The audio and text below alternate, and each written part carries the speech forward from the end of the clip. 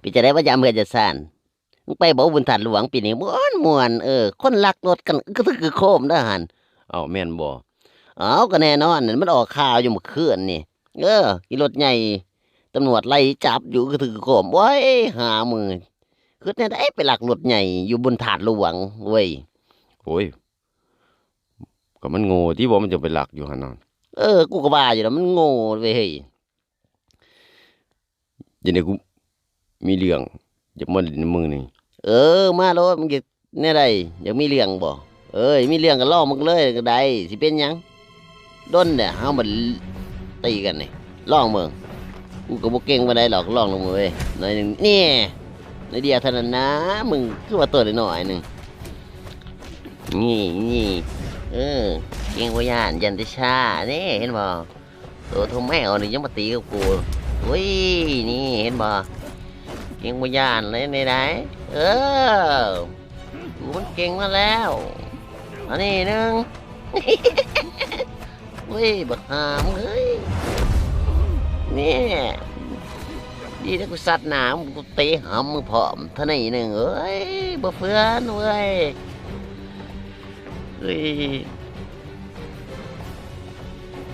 มันก็เบิ่งแต่มัดกูมันเป็นธรรมดาเลยกับปั่นกูนี่สัตว์เฮ้ยความแห้งกูกับปั่นมันจะเบาถือหน้าถือเว้นมันยังแตกเนาะเฮ็ดจังไดได้มัดมันแห้งเฮ้ยเฮ็ดจังไดเว้ยนี่มันเป็นธรรมดาเลยนี่ไหนได้สิบอกให้เด้อ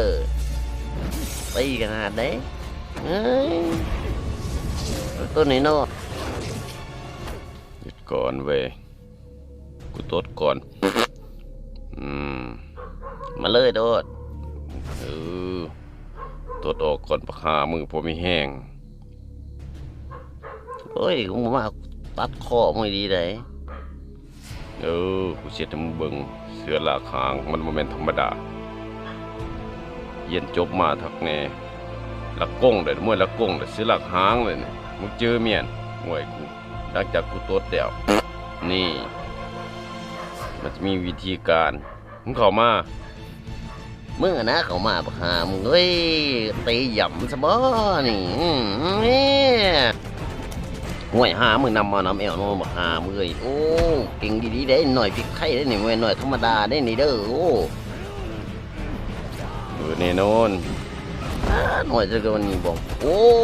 นำตีนาขนาดมึงเจ็บมึงบ่เจ็บบัดนี้มึงเจ็บบัดได้บ่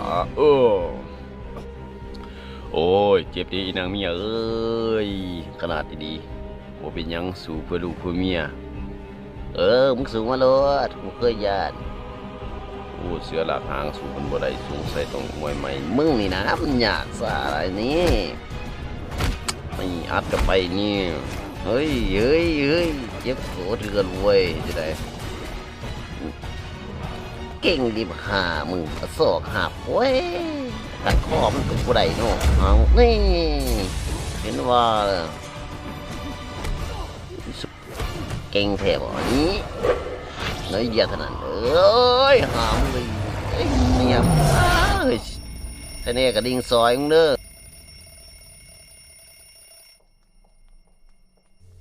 อกระดิ่งก็มาซอยด้วยสบ